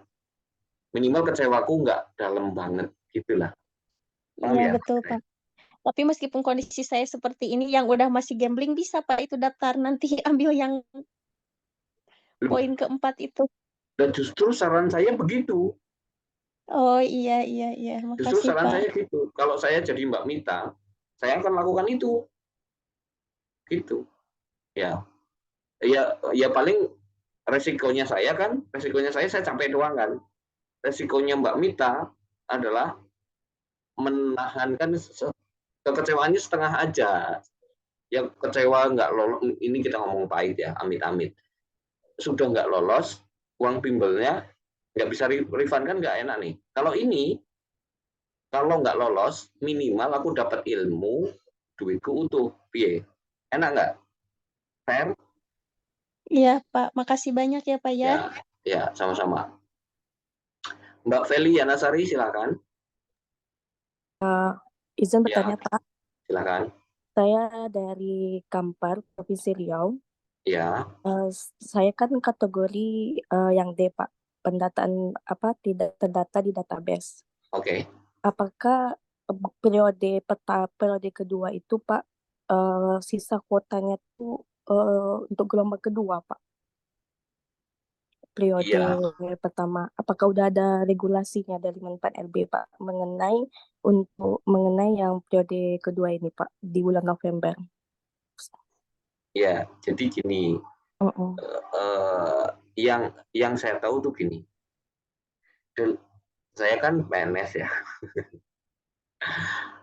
Jadi banyak pemerintah daerah itu tidak qualified, dalam arti gini. Sesungguhnya maunya pemerintah pusat itu semua kebutuhan ASN itu bisa dihitung. Makanya kemudian ada jabatan fungsional tertentu. Supaya apa? Supaya bisa dihitung analisa beban kerjanya. Analisa beban kerja itu setelah diketahui supaya tahu jumlah orang yang dibutuhkan berapa. Oke, sampai sini paham ya? Nah, setelah itu, karena pemerintah daerah belum siap, ya kan? Pemerintah daerah itu belum siap, maka yang terjadi apa? Yang terjadi adalah mereka mengulur waktu dengan cara ini, kan? Kalau ditanya apakah itu sisanya, ya belum tentu sisanya juga. Bisa iya, bisa tidak. Kenapa? Karena mereka nggak tahu angka butuhnya secara pasti. Angka butuhnya secara pasti sedang sebagian ya, tidak semua pemerintah daerah ya. Sebagian sudah tahu angka pastinya berapa, sebagian belum tahu angka pastinya berapa. Maka dibutuhkan pintu darurat yang ini nih. Paham maksud saya? Paham Pak. Kalau ditanya apakah ini sisanya, belum tentu. Bisa jadi ya, bisa jadi ternyata kebutuhannya masih banyak, bisa jadi tinggal sedikit karena sama-sama tidak tahu angka pastinya, kan gitu ya. Paham ya maksud saya? Iya. Ya gitu. Jadi saya tidak bisa menjawab secara spesifik karena itu harus ada dasar perhitungannya. Dasar perhitungannya celakanya tidak semua. Kalau kucing masuk nanti kencingin. Sampai mana tadi? Dasar perhitungannya tadi belum tentu semua suap. Saya nggak tahu Kampar apakah sudah ada perhitungan pasti apa belum. Kalau sudah ada, pasti sudah bisa dihitung. Kalau belum ada, ya ini yang repot saya. Saya juga bingung ngejawabnya gimana. Artinya kondisional gitu ya. Tapi saya hanya bisa mengatakan basisnya itu aja. Basis pertimbangannya apakah masih banyak ataukah tinggal sedikit, mereka harus melengkapi perhitungan analisa beban kerja sehingga kelihatan formasi yang dibutuhkan berapa di satu pemerintah daerah atau kementerian lembaga dan pemerintah daerah, gitulah kira-kira. Paham ya? Iya, Pak. Mudah-mudahan nggak makin bingung. Ya, cukup. Ada lagi lainnya?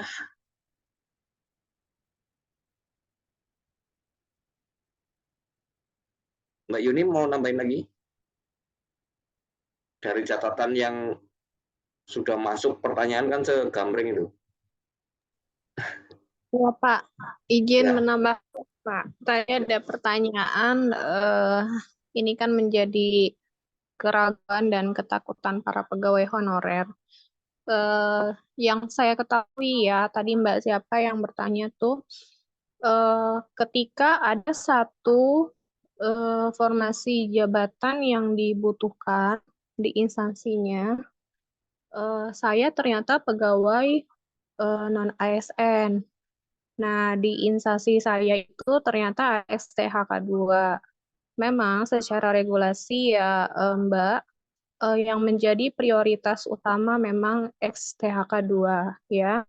Karena memang mereka-mereka ini belum tuntas ya dari 2021, 2022, 2023, makanya kenapa mereka didatakan karena ketidaktuntasan itu prosesnya mereka juga belum bisa mencapai yang memang dipersyaratkan saat itu, sehingga di tahun ini mereka tetap menjadi prioritas utama. Even pada saat nanti ikut seleksi itu skornya memang misalnya skornya si XTHK 2 100, terus mbaknya 200. Secara matematis harusnya kan kalau membicarakan peringkat terbaik itu harusnya si mbaknya dong ya yang menjadi prioritas yang harusnya lolos. Logika matematis kita seperti itu ya. Namun regulasi mengatur bahwa memang prioritas utama adalah XTHK 2. Lalu kemana nih mbaknya gitu kan? Nah, yang saya ketahui adalah gini, ketika instansi itu membuka formasi dengan jenis jabatan yang sama, ya, dengan jenis jabatan yang sama, itu memang yang punya data berapa jumlah honorer itu kan memang instansinya ya. Kita sebagai pelamar tidak diberikan informasi secara gamblang gitu ya. Paling yang karena terdekat aja, oh ternyata honorer juga, oh di sana ada honorer. Paling hanya sebatas itu teman-teman ya. Nah yang punya data secara keseluruhan adalah instansi. Nah yang saya ketahui ya teman-teman, ketika memang di instansi tersebut membuka formasi jabatan dengan jenis jabatan yang A misalnya itu ya. Nah ternyata ada 3 pegawai non-ASN, ada 3 pegawai honorer dengan kategori 1 XTHK 2, 2 misalnya pegawai non-ASN tapi database di BKN, ya teman-teman. Nah, ternyata yang dibutuhkan di instansi tersebut dengan jabatan yang sama itu, misalnya ada 4, ya. Nah, yang lolos si XTHK 2 nih, ya, karena dia prioritas. Kemana nih yang 3 orang ini? Nah, ketika di unit kerja instansi tersebut ada formasi jabatan yang sama, teman-teman, nah pegawai non-ASN ini akan diarahkan di situ, ya. Pegawai honorer kategori 1 dan kategori 2 adalah yang menjadi prioritas. Yang lebih prioritas memang STHK 2, ya. Ini udah masuk nih, atas nih, udah keangkat nih dia ya, si XTHK 2. Nah, beruntungnya kalau instansi tersebut juga membuka formasi jabatan yang sama itu kan tidak harus di unit kerja, misalnya di TU ternyata buka penata layanan operasional. Oh ternyata di bagian unit kerja apa misalnya di bagian keuangan juga butuh penata layanan operasional.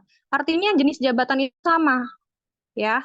Artinya jenis jabatan itu sama, itu yang saya maksud jenis jabatan sama. Nah, kalau misalnya di unit kerja di usaha udah dipenuhi oleh XTHK 2, ya. Nah, di unit kerja lain masih dalam satu instansi, teman-teman bisa diarahkan ke situ. Gitu, teman-teman. Jadi, eh, pengetahuan dan informasi apakah formasi jabatan yang sama itu ada apa enggak, mungkin lebih terlihat di pengumuman instansinya. Benar nggak? Gitu. Ada di pengumuman instansinya. Misalnya satu suku dinas misalnya, itu kan ada beberapa unit kerja ya, ada bagian ini, bagian ini, bagian ini, ternyata butuh jabatan yang sama. Ya. Nah, nanti kalian diarahkan ke situ, ditap lagi gitu. Jadi seperti itu mungkin singkatnya. Itu yang saya ketahui ya teman-teman ya. Jadi bisa terlihat di pengumuman instansinya. Penata layanan operasional butuh berapa orang? Teman-teman bisa lihat tuh datanya. Ya. Terus jabatan yang lain apa? Berapa butuh orangnya? Nah, bisa kemungkinan untuk kategori 1 dan kategori 2 kalian masih di beberapa fase itu selama formasi jabatannya sama. Ya, gitu. Itu sih Pak Satimin.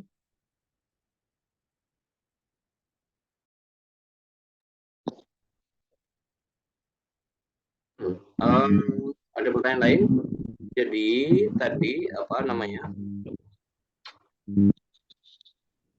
Lalu P3K apakah ikut SKD? Ya tidak, ini kan sudah jelas ya.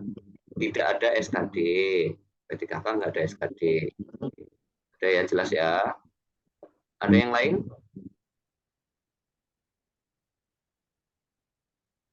Open mic aja ya. Agak rancu nanti kalau jawab yang chat, atau Mbak Yuni mau jawabin yang chat, monggo. Saya sih lebih prioritas yang open mic. Yuk. Ini Oktaviani Okta, coba dijawab coba. Mbak Yuni. Bentar Pak, saya coba baca ke ruang chat. Ini kan kelihatan nih. Nggak kelihatan emang layar saya. Iya, pakai handphone Pak. Oh, oke. Saya coba baca pertanyaannya dari selamat malam, untuk P3K tahun ini jabatan fungsional apakah tetap ada passing grade? Yang sejauh ini tidak ada ya teman-teman. Passing grade itu kan lebih ke nama lainnya nilai ambang batas ya. Jadi ini perankingan, tidak ada passing grade. Ini salah satu kebijakan dari pemerintah ya untuk memudahkan teman-teman pegawai honorer. Kemudian dari Kak Siti Sabaria, kalau P3K apakah ikut SKD? Enggak ada Kak. SKD itu di tahapan seleksi CPNS. CPNS itu tahapannya ada SKD, terus itu seleksi kompetensi dasar, ada SKB, seleksi kompetensi bidang non-CAT, dan seleksi kompetensi bidang CAT. Ya, di SKD hanya ada di CPNS. Kemudian dari Oktaviani, Bapak mohon izin, kami ingin bertanya, di instansi kami ternyata tidak buka formasi atau jurusan untuk kami. Kami bekerja di lingkungan Kementerian Pertahanan, tapi di aturannya itu tidak boleh lintas unit organisasi atau lapangan kerja. Iya, betul. Kami bingung Pak, harus bagaimana, padahal sudah terdata BKN. Mohon arahnya kami harus bagaimana. Lebih detailnya adalah, kemarin saya sudah kasih link ya, teman-teman. Saya sudah kasih link bagaimana mengecek datanya teman-teman pegawai honorer apakah terdata apa enggak. Ternyata kalau misalnya sudah mengecek, data itu kelihatan ya teman-teman. Kalian akan di unit kerja mana, formasi apa, kualifikasi pendidiknya apa. Jadi itu dulu yang teman-teman lakukan, usahakan untuk data di SSC ASN BKN ya. Ya, nanti aku share di grup, ada salah satu teman dari teman-teman juga yang sudah share kalau layarnya seperti apa, nanti seperti itu. Kayaknya tadi udah ada ya, kemarin udah ada yang nge-share. Kalau sudah terdata tuh seperti ini. Nah, yang kedua adalah Kak Oktaviani silahkan ke BKD. Kalau memang dari instansi daerah ya, ke BKD atau ke BKPSDM. Hah? Kementerian Pertahanan itu. Sorry, ke Kementerian Pertahanan, berarti ke Biro Kepegawaiannya ya, teman-teman.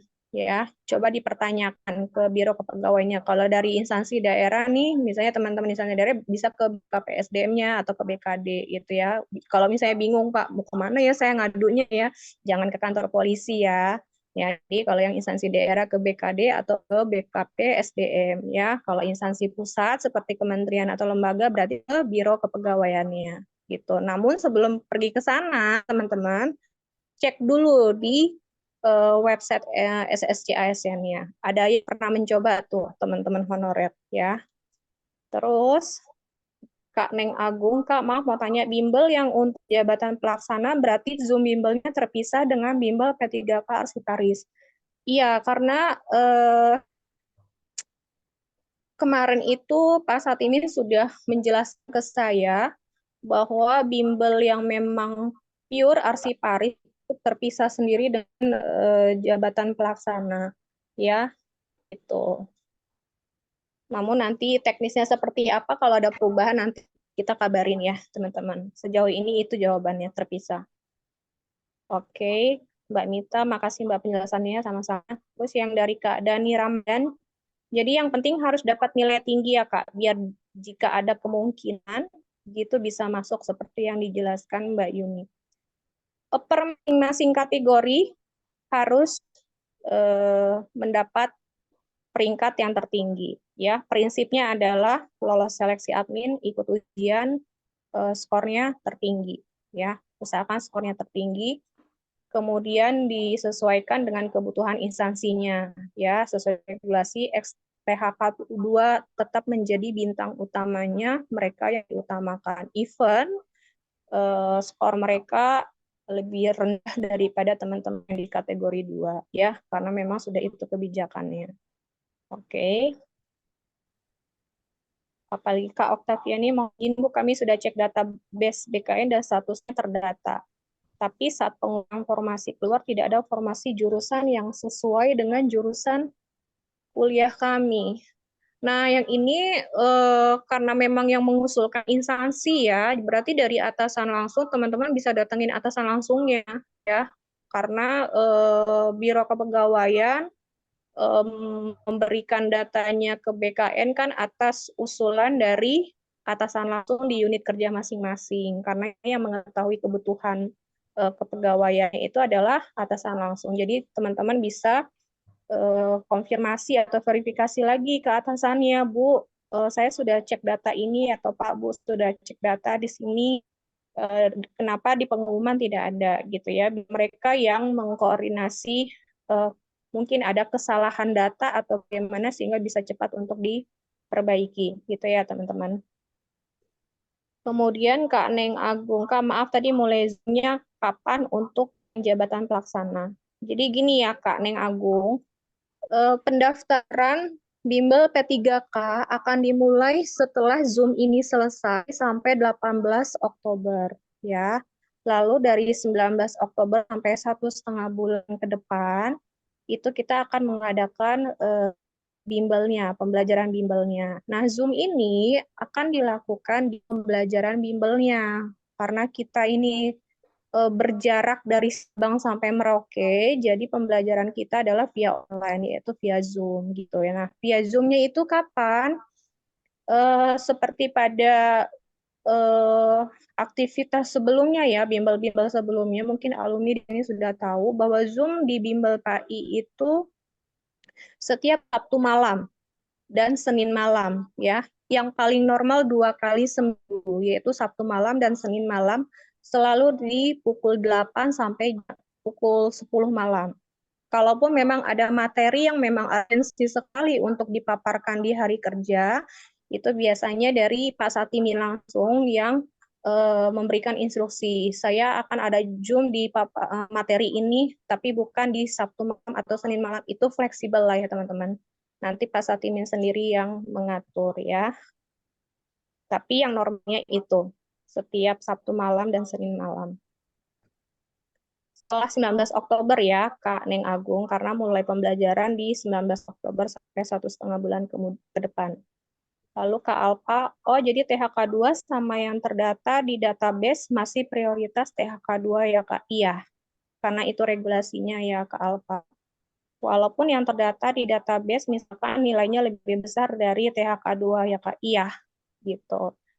Nah, kalau misalnya di jabatan yang sama seperti yang tadi saya sampaikan, ada beberapa jabatan pelaksana, ada beberapa jabatan yang sama di instansi itu, bisa jadi kemungkinan XTHK2-nya sudah selesai nih, dipetakan, ternyata masih ada tersisa nih untuk jabatan yang sama. Nah, mungkin kategori yang kedua ini akan dipetakan di situ, sisanya teman-teman. Ya, tetap kategori 2 dan kategori 1 itu menjadi prioritas utama di gelombang pertama, ya, gitu. Nabila Nasution, banyak nggak kira-kira pelajaran penata layanan operasional ini, Kakak? Kira-kira. Sama nggak banyaknya sama pelajaran arsiparis? Maklum, makbun, udah susah mencerna. Makbun tuh mak bunda ya. Iya, gini ya. Saya selalu mengatakan ke teman-teman ini, jangan memberikan keluhan itu kepada Bupati. Ya, kenapa? Karena teman-teman sendiri yang sudah menginvestasikan dana di kami. Kalau secara bisnisnya, kalau kasarnya, ya kalian lolos nggak lolos bodoh amat, misalnya gitu ya. Tapi kan kita tidak serta-merta seperti itu ya teman-teman. Kalian menginvestasikan dana, berarti kalian membebankan kepada kita sebuah amanah yang cukup berat ya. Amanah dari teman-teman, bukan karena nilai uangnya. Nilai uangnya hanya sekedar tanda transaksi sajalah gitu kan. Tapi kita secara psikologis teman-teman membebankan amanah kepada kami di Bimbel PAI. Jadi apapun yang kami sajikan kepada teman-teman dimohon sekali agar patuh, taat, jadi anak yang baik dulu selama 1,5 bulan gitu ya. Nanti setelah 1,5 bulan kalian lolos jadi P3K, kalian mau melakukan bimbel PAI silahkan ya. Tapi selama 1,5 bulan teman-teman adalah milik bimbel PAI ya. Semua materi yang disajikan tolong ditaati, tolong dipenuhi, tolong dipinggirkan segala keluhan-keluhan yang tidak penting untuk kami ketahui gitu ya. Karena kalian sudah menginvestasikan dananya, berarti kalian sudah siap menginvestasikan waktu, psikologis, tenaga, jiwa, raganya gitu ya. Jadi kami nggak menerima keluhan-keluhan itu. Oke. Gitu. Yang pasti kami sudah mengukur materi yang kami sajikan sudah memang terukur dan sudah menjadi pengalaman.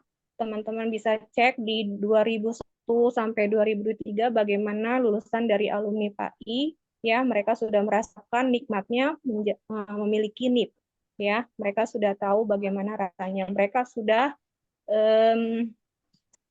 kenyang dan sudah puas dengan omelan dari Mbak Yuni gitu ya. Udah puas dengan lemparan-lemparan pancinya kata mereka gitu. Pokoknya udah tahu deh gitu. Nggak enaknya diomelin sama Mbak Yuni itu gimana. Itu ya akhirnya mereka mendapat ya menjadi kebahagiaan sendiri. Gitu ya teman-teman. Jadi jangan ada yang ngeluh-ngeluh ke saya. Bisa kena semprot sama saya. Lalu dari Kawiwit Cilacap, Bapak Ibu, prinsipnya semua non-ASN diimbau mengikuti seleksi P3K 2024. Iya. Jika tidak ada formasi, jangan nangis, jangan galau. Relakan hati untuk menggrade ijazah di bawahnya. Yang penting daftar, submit, datang seleksi. Ikuti seluruh tahapannya untuk mengamankan status P3K paruh waktu apabila tidak bisa mengisi kuota formasi. Sesuai amanat Undang-Undang 20/23. Setelah tahun 2004 hanya ada PNS, P3K, dan P3K paruh waktu saja. Iya, kebijakan tidak bisa memuaskan semua pihak. Betul sekali. Jalani dan ikuti semua tahapannya. Perencanaan tidak bisa ditarik mundur atau non. Maaf Kak, itu ada penjelasan dari OPD saya, apa yang tidak lolos penuh waktu bisa masuk ke paruh waktu. Iya, itu kebijakannya ya teman-teman. Kebijakannya. Jadi ikuti saja. Prinsipnya seperti saya bilang tadi, daftar, submit, ikut ujian, ya, proaktif atas kesempatan yang pemerintah lakukan, ya. selama kalian memang termasuk dalam 3 kategori itu, let it go, ya. Daftar, submit, ikut ujian. Gitu ya teman-teman ya. Jangan sampai tidak, karena golden tiketnya sudah teman-teman pegang. Sebenarnya banyak ya di luar umum yang ingin melamar P3K tapi tidak bisa karena mereka tidak termasuk dalam 3 kategori ini. Nah, kalian yang sudah masuk dalam 3 kategori ini kalau menyia-nyiakan kesempatan itu, ya seandainya itu bisa ditukar golden ticket dengan yang umum, mungkin mereka akan ambil itu golden ticketnya. Ya, jadi kalian manfaatkan kesempatan ini sebaik-baiknya. Pak Guru mau tanya, kualifikasi pendidikan yang cocok hanya SLTA. Mohon saran apakah lebih baik ikut tes di unit tempat honor atau nggak apa-apa ambil di kantor lain, karena di kantor tempat honor hanya ada satu alokasi P3K-nya, mohon pencerahan. Dipastikan dulu ya Kak Ayu, itu yang seperti saya bilang, ketika kalian sudah ngecek data di website SSCASN, itulah data yang sudah terbentuk. Ya, jangan mengambil inisiatif sendiri, jangan idealis sendiri. Saya mau ngambil di sini gitu. Nah, kalau yang sudah terdata di situ, kalian ikuti data yang memang sudah diusulkan gitu. Diminta di situ S1, terus kalian submitnya ijazah SLTA. Saya pastikan itu tidak akan lolos seleksi admin, ya. Sudah bisa saya pastikan tidak akan lolos seleksi admin. Jadi jangan idealis seperti itu ya, teman-teman. Diikut dulu, dicek dulu datanya. Itu dulu pertama. Kalau belum ketemu, ngomong sama atasan langsungnya, kejar BKPSDM-nya, kejar BKD-nya, atau di kementerian kejar biro kepegawaiannya. Perjuangkan hak kalian, perjuangkan masa depan kalian. Jangan diem aja, ya. Jangan diem aja. Ini tahunnya teman-teman. Oke. Terus apa lagi? Malam Kak, saya S1 biologi. Terus di daerah saya ada 2 formasi, yang satu penata layanan operasional semua jurusan dan S1 biologi dengan jabatan pengendali dampak lingkungan. Saya terdata di BKN. Jadi apakah saya hanya bisa di jabatan S1 biologi atau saya bisa ke jabatan penata layanan operasional? Nah, yang aku tadi sampai terdatanya apa? Ya, Kak Almida, posisi apa diusulkan? Kalau memang diusulkan di penata layanan operasional yang menerima semua jurusan, ya udah di situ, ya. Kalau ternyata nama kakak itu di S1 biologi dengan jabatan pengendali dampak lingkungan, ya udah di situ. Jadi disesuaikan dengan data yang ada, ya. Itu saja. Pokoknya dicek dulu datanya. Makanya kenapa saya menahan teman-teman tadi, ada yang mau daftar, saya mau daftar, ikut dulu Zoom-nya, ya. Diyakinkan dulu, diproses dulu bagaimana keyakinan teman-teman, ditanya dulu atasannya, dilihat, dicek dulu datanya gitu. Kalau semuanya sudah memenuhi dan sudah yakin, monggo silakan daftar di Bimbel PAI, ya. Gitu. Pelamar lintas OPD menjadi momok hantu bagi pelamar yang melamar di OPD masing-masing sendiri. Ya, itu karena kebijakan atau pemenuhan dari sebuah instansi untuk pemetaan pegawai honorer, Kak. Yang seperti saya bilang tadi, memang yang diutamakan adalah XTHK 2. Kalau di unit kerja itu, di OPD itu, XTHK 2-nya sudah terpenuhi, artinya kalau ada di OPD lainnya tidak terpenuhi dengan XTHK 2, yang tidak lolos di OPD A misalnya, itu akan dialihkan ke OPD B, ya. Karena targetnya pemerintah semua harus mendapat NIP, ya. Jadi begitu caranya. Oke, Aku juga gitu. terakhir Mas Ju, silakan yang open mic, yang raise hand. Oke, Pak. Assalamualaikum warahmatullahi wabarakatuh. Assalamualaikum. Pak Satimin, Yes. saya kan ada di pengumuman itu persyaratan minimal 20 tahun. Oke. Sedangkan SK pertama saya di 2008 itu umur saya masih 18 tahun.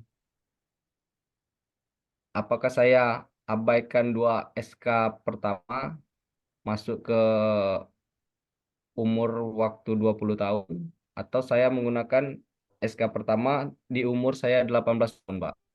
Gini itu aja, Pak. Oke, Mbak Yun, tolong dibacakan ini ketentuan tambahanmu.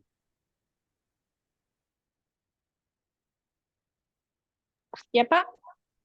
Ketentuan tambahan yang kamu share itu, tolong dibacakan nih. Pertanyaannya tadi adalah apa? Ini dia kan? Iya. Silahkan dijelaskan tadi dengan pertanyaannya. Iya, ketentuannya memang minimal usia 20 tahun ya, Kak. Jadi persyaratan pertama yang utama itu dipenuhi dulu. Kemudian mau pakai SK yang mana? Ya, berarti pakai SK yang memang sesuai dengan usia minimal persyaratan. Nah, ikut seleksi P3K ini ya, Kak, itu memang yang saya ketahui eh, harus aktif bekerja di instansi pemerintah. Nah, sejak kapan Kakak aktif bekerja? Dipastikan ketika menerima SKI yang sesuai dengan persyaratan usia minimum sampai sekarang Kakak masih aktif bekerja ya, sesuai dengan SK itu gitu. Jangan sampai berubah lagi SK-nya, ternyata SK-nya di instansi yang tadinya di mana di instansi ya berbeda instansi lah maksud saya. Maaf potong. Karena Maksudnya, mungkin pertanyaannya jadi gini. Usia minimal 20 tahun itu adalah usia minimal pelamar atau usia minimal 20 tahun itu adalah usia pertama kali aktif gitu ya. Pertanyaannya gitu bukan? Iya, Pak. Nah, coba dicek itu regulasi PP nomor berapa? 11 2017 itu gimana coba? Usia minimal 20 tahun itu kan biasanya adalah usia minimal pelamar kan? iya, betul Pak. Jadi bukan usia ketika pertama kali kerja. Bukan. Kan, ya jelas ya saya kira ya. Jadi pakai SK yang mana Pak? Ya SK mulai dari pertama kali kerja. Sepanjang hari ini usianya sudah lebih dari 20 tahun kan gitu. Kan nggak mungkin kerja Iya. dari 10 tahun kan? Betul, sepanjang pada saat dia bekerja saat ini masih terhitung kalau pemula itu kan ada syaratnya minimal 2 tahun bekerja. Jadi sesuaikan saja gitu. Jadi kalau misalnya pada saat ini melamar teman-teman usianya 18 tahun ya nggak bisa.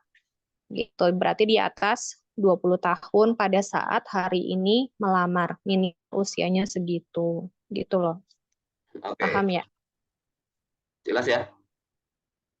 Satu lagi kayaknya terakhir nih. Walaupun pengulangan dari Bu Sumiati loh. Coba.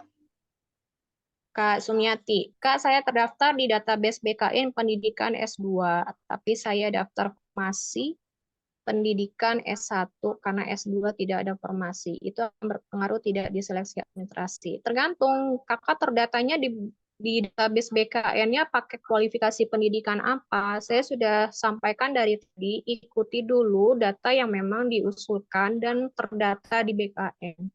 Gitu ya. Jangan tawar-menawar. Kalau di layarnya diminta, oh ternyata Kak Sumiati database BKN, Anda terdata di database BKN, kualifikasi pendidikan S1, ya udah pakai S1 nanti submitnya, gitu. Gitu Jadi ya. prinsip sederhana, ikuti yang tertulis dan itu resmi, gitu ya. Jangan pakai Betul. rasa-rasa.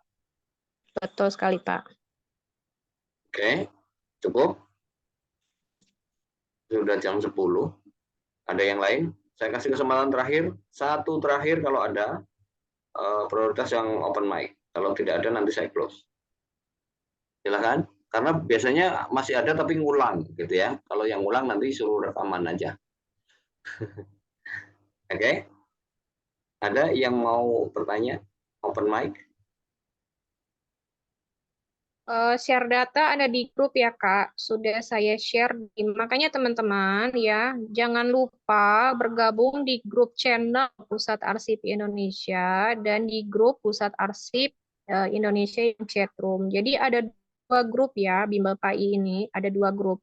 Diikuti, gabung di kedua channel tersebut ya. Ada semua di situ. Silakan di scroll manjat ke atas ya. Ini sama ya pertanyaannya Kak Alpa. Kak, data saya sudah terdaftar di Dinas Lingkungan Hidup, tapi instansi saya kuotanya ada 3 dan di tempat saya itu banyak STK AK2. Namun sedangkan di OPD kecamatan kuotanya 2, namun tidak STK 2. Apakah saya bisa mendaftar? Ikuti dulu seleksinya. Nanti instansi itu sendiri, BKN itu sendiri yang akan memetakan ya. Yang penting mereka prioritas STK 2 dulu. Kalau di sana OPD lain tidak ada STHK2 ya alhamdulillah, berarti kalian punya kesempatan untuk dipetakan di sana. Gitu ya teman-teman. Jelas ya saya kira ya. Untuk yang terakhir Pak, Ya, teman-teman yang terakhir di malam ini, saya mengucapkan banyak terima kasih. Maaf tidak bisa merespon chat kalian satu persatu sebelum Zoom ini dimulai. Ya, saya menyediakan waktunya per hari ini yang mau daftar di Bimbel PAI silahkan. Saya membuka akses ya teman-teman. Silahkan chat japri saya dengan mengetik Kak, saya mau ikut Bimbel PAI jabatan pelaksana. Oke, itu kata kunci pembukanya ya teman-teman. Makasih Pak Guru. Baik teman-teman, Bapak Ibu sekalian, saya sudah umumkan juga di grup nih. Kalau nggak tahu grupnya yang mana, yang ini. Terus upayakan teman-teman gabung di channel. Kenapa kok diminta gabung di channel? Karena channel ini tidak ada yang bisa ngisi selain saya dan Mbak Yuni. Artinya informasi yang di sini adalah informasi penting ya. Informasi penting. Jadi kalau nggak mau ketinggalan, mungkin pusing baca dari grup diskusi, baca dari channel ya. Sementara itu kami mohon maaf kalau ada yang kurang berkenan, belum bisa memuaskan semua pihak. Prinsip dasarnya adalah kami pengen bantu semaksimal mungkin yang bisa kami usahakan. Ya, kalau ada kurang-kurangnya kami mohon maaf. Itu yang bisa kami tawarkan, yang optimal kami bisa berikan, kami akan berikan.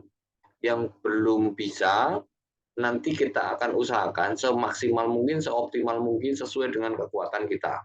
Gitu ya. Yang mau daftar bimbel, ketik clue-nya saya mau daftar, chat japri admin. Ya, chat japri admin segera. Sementara itu saya cukupkan. Terima kasih untuk malam hari ini. Mohon maaf atas segala kekurangan. Saya tutup. Wassalamualaikum warahmatullahi wabarakatuh. Selamat malam dan selamat beristirahat. Waalaikumsalam.